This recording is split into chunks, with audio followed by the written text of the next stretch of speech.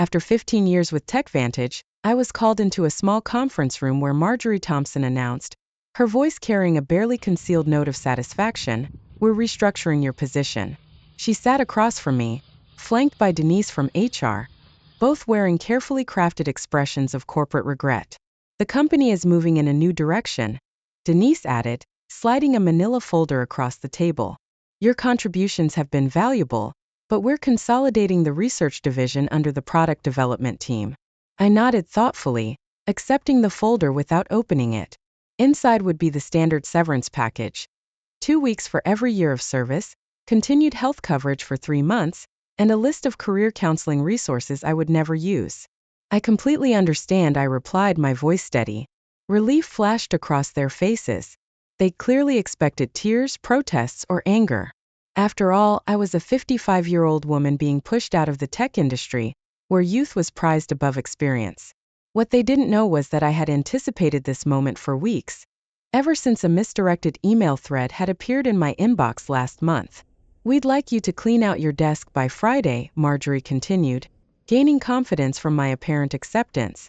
"We'll need your key card, company laptop, and phone before you leave. Your team will be notified this afternoon." My team, 6 brilliant engineers I had personally recruited and mentored over the years. The same team that had helped me develop the distributed processing algorithm that now powered TechVantage's flagship product, AccountSphere, accounting software used by over 40% of Fortune 500 companies. "Of course," I said, rising from my chair. "Is there anything else?"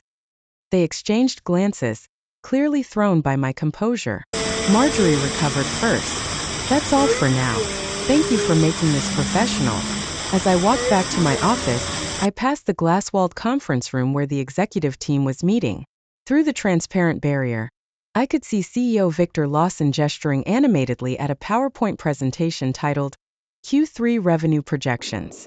The same Victor Lawson who had taken credit for my algorithm at last year's industry conference, referring to me only as one of our research team members. I closed my office door and pulled out my personal phone, sending a single text message. "It's happening.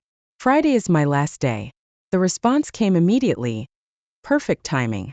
Contracts are ready. Dinner tonight to finalize details."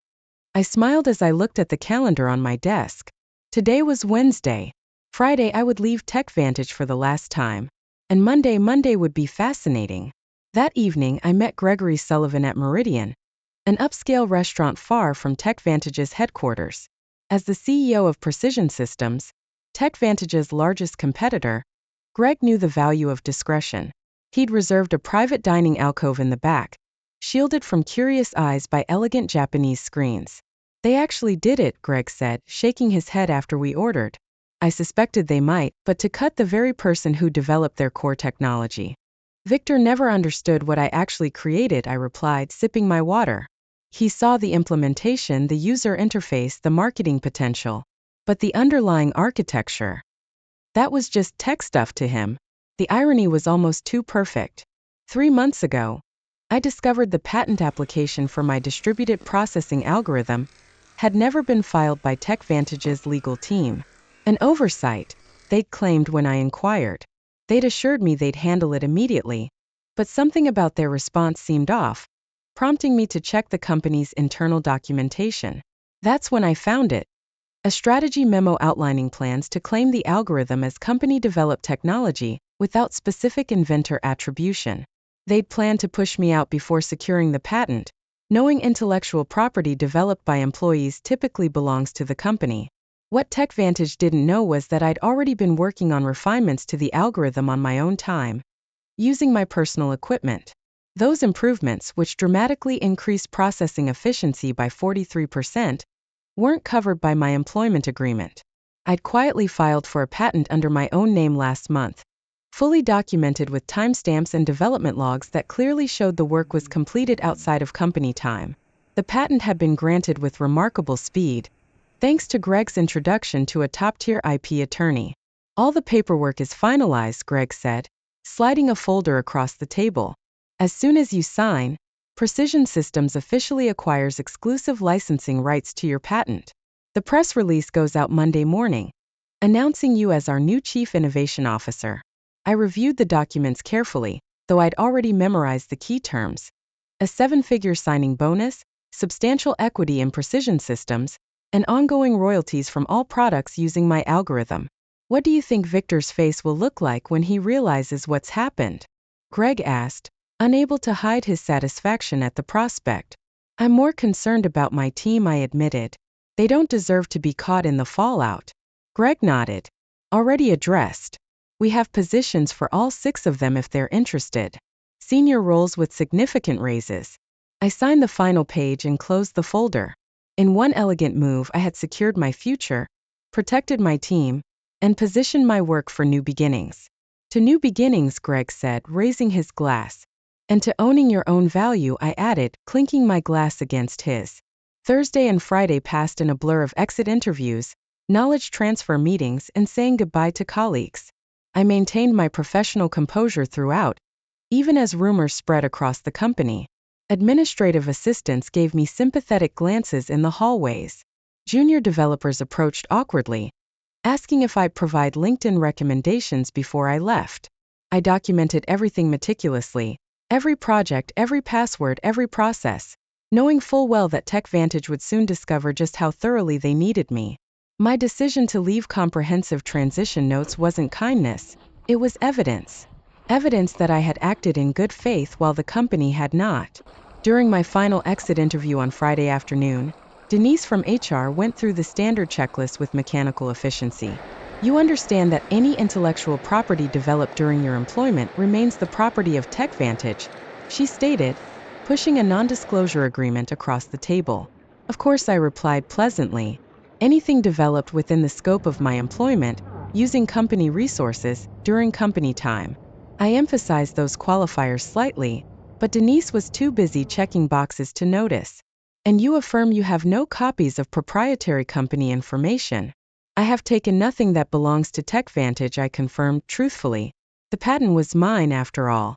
As I packed the personal items from my desk, family photos, a collection of conference badges marking 15 years of industry events, the coffee mug my team had given me last Christmas, Marjorie stopped by, leaning against my doorframe with artificial casualness.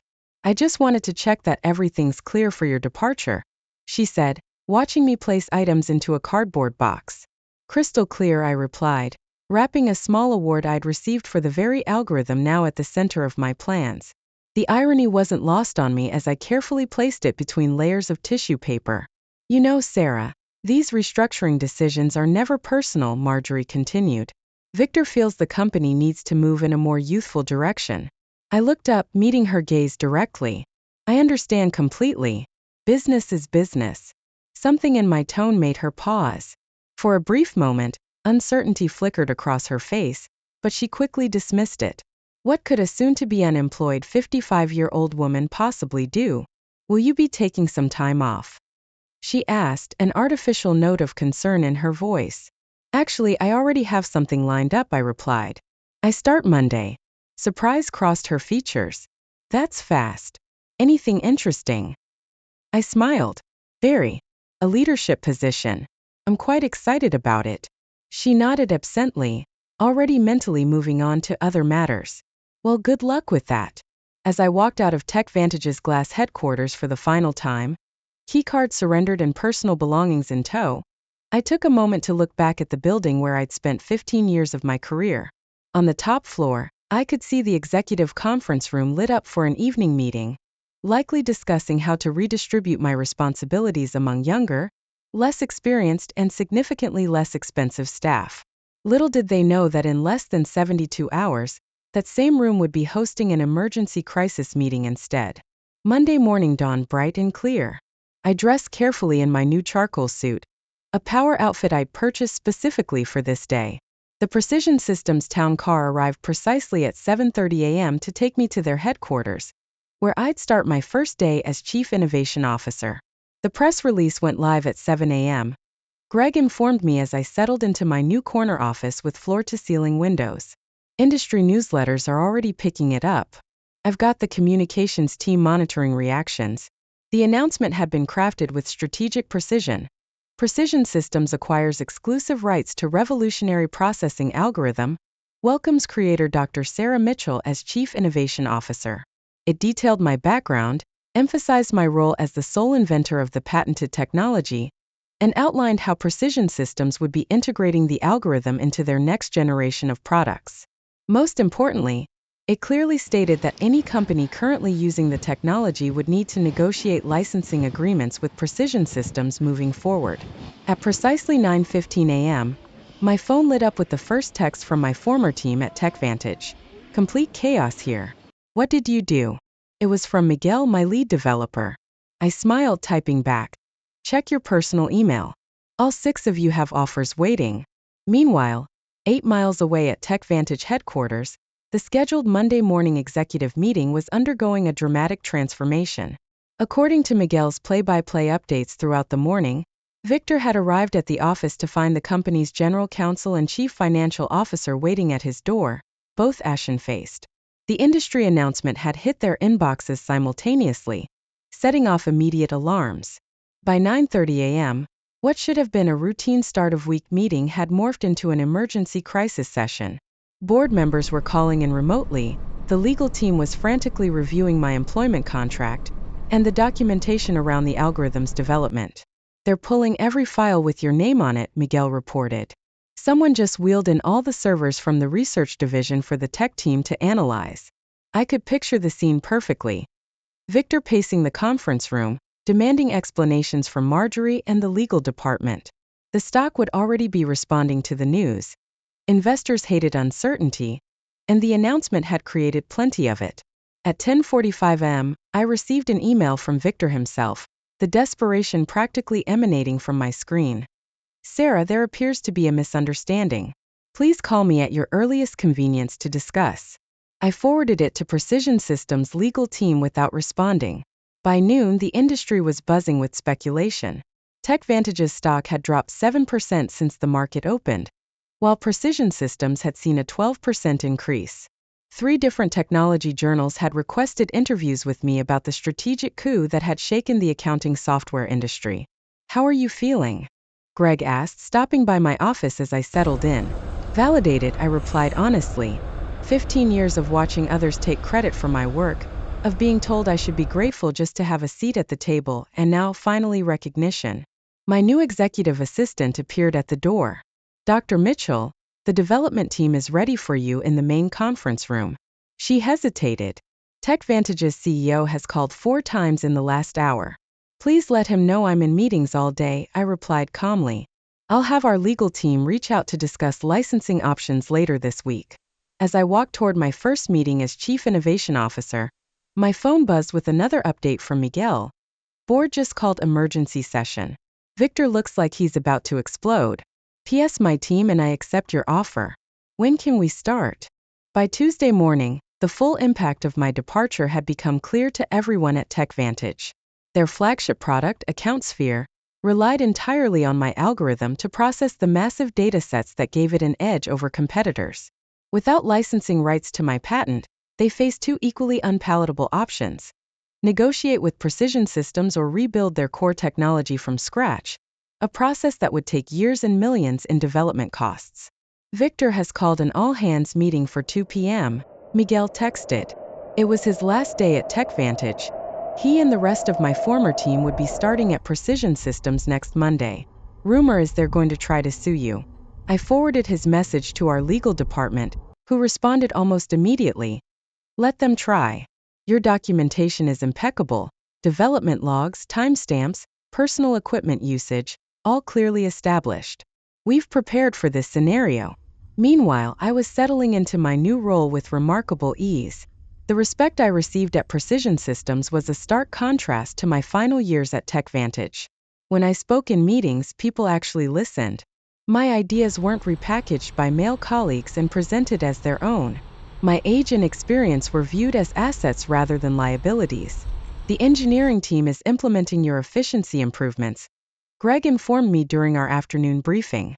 Early testing shows a 51% performance boost, even better than we projected. I had several refinements I never shared with TechVantage, I admitted. After I discovered they were planning to eliminate my position, I saw no reason to give them my best work. Their loss, our gain, Greg replied with a satisfied smile. Speaking of which, the first licensing inquiry came in this morning, not from TechVantage yet, they're still in denial, but from Dataflow Systems. They're worried about being caught in the crossfire. At 3:30 p.m., Miguel sent a detailed account of Victor's all-hands meeting. The CEO had tried to project confidence, assuring the staff that TechVantage would vigorously defend our proprietary technology, but the anxiety in the room had been palpable. Several employees had already updated their LinkedIn profiles, sensing the company's vulnerability. Marjorie looked like she was about to faint when someone asked directly if they'd failed to secure the patent, Miguel reported. Victor cut the question period short after that. By Wednesday, the industry fallout had intensified. 2 major clients had contacted Precision Systems about switching from AccountSphere, concerned about TechVantage's ability to maintain the product without the algorithm's creator. Our stock had risen another 8%, while TechVantage's continued its decline. I received a call from Denise in HR, the same woman who had slid my severance package across the table just days earlier. "Sarah," she began, her voice carefully professional, "I'm calling to discuss the situation with your patent. We believe there may have been a misunderstanding about ownership rights." "I don't think there's any misunderstanding," I replied calmly. "My employment agreement clearly states that intellectual property developed on my own time, using my own resources, remains mine. The patent documentation confirms exactly that." Victor was hoping you might consider coming in to discuss options. "Any discussions would need to go through Precision Systems' legal department now," I responded. "I'm sure they'd be happy to set up a meeting to discuss licensing terms." The silence on the other end spoke volumes. Finally, Denise sighed. "I'll pass that along." That afternoon, I led my first formal presentation to Precision Systems' board of directors, outlining our technology roadmap with my algorithm at its center. As I stood confidently at the head of the table, not hidden in the back as I had been at TechVantage, I caught Greg's approving nod. By Friday, just 1 week after I had walked out of TechVantage for the last time, the company had entered full crisis mode. Their stock had fallen 23% from Monday's opening bell, triggering concerned calls from major investors.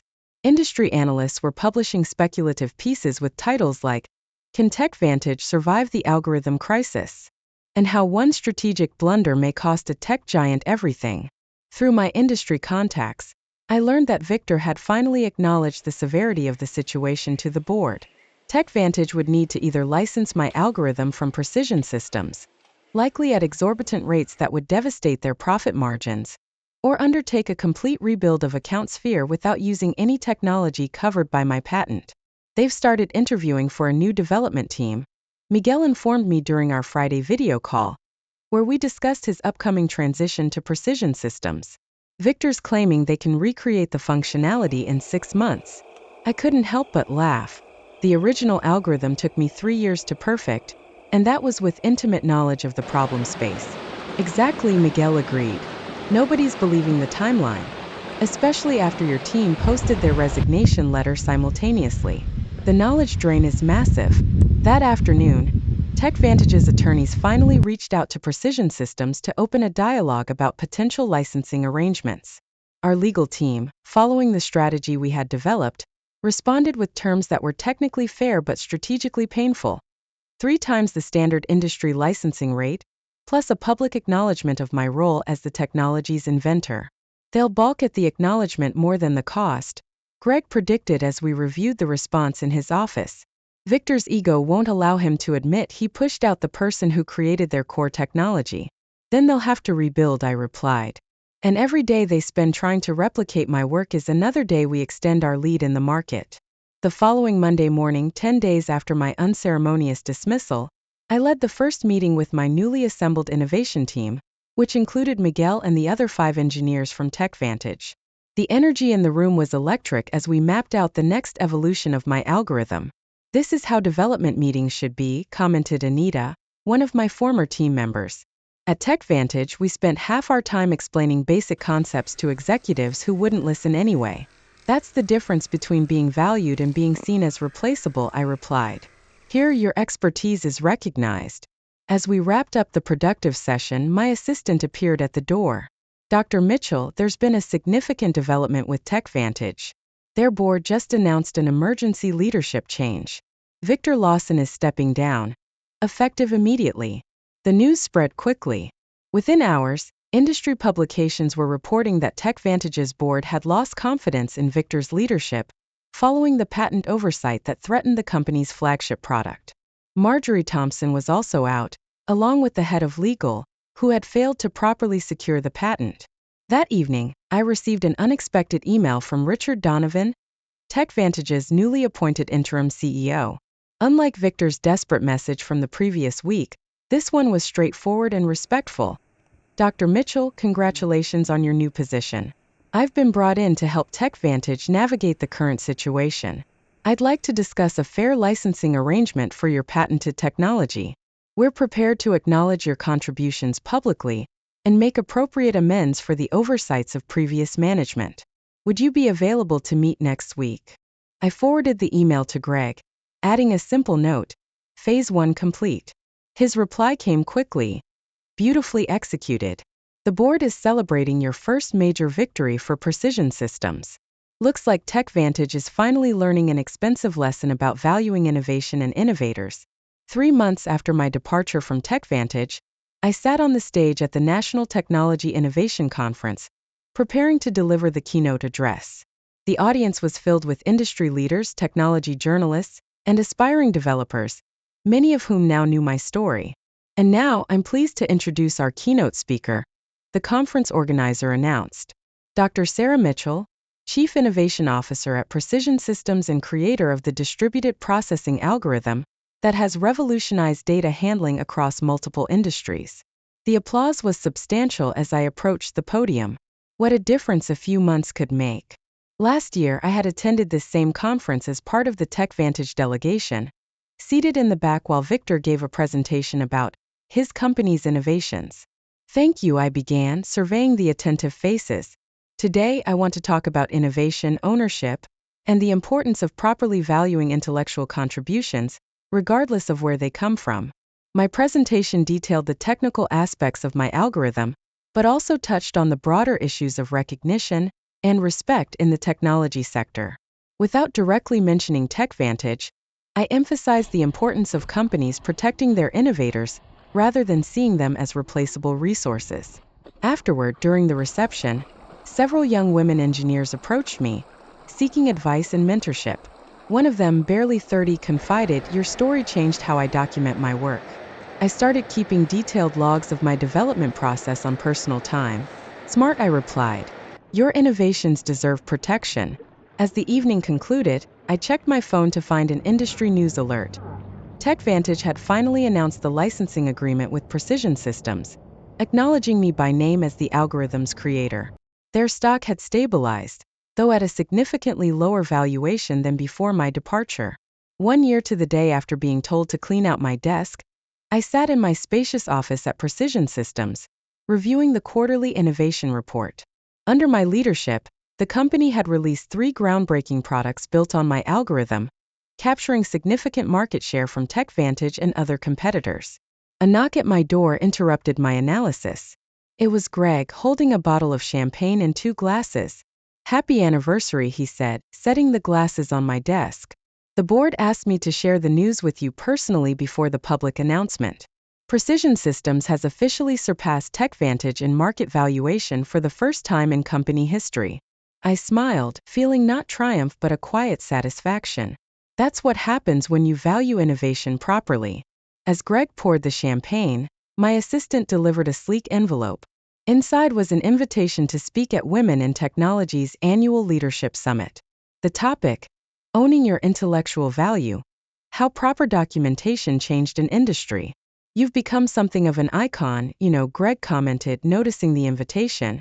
The story about the executive who didn't recognize what she had until it was gone has become a cautionary tale in corporate boardrooms. Richard Donovan, who had remained as TechVantage's CEO after the crisis, had implemented sweeping changes in how the company recognized and rewarded innovation.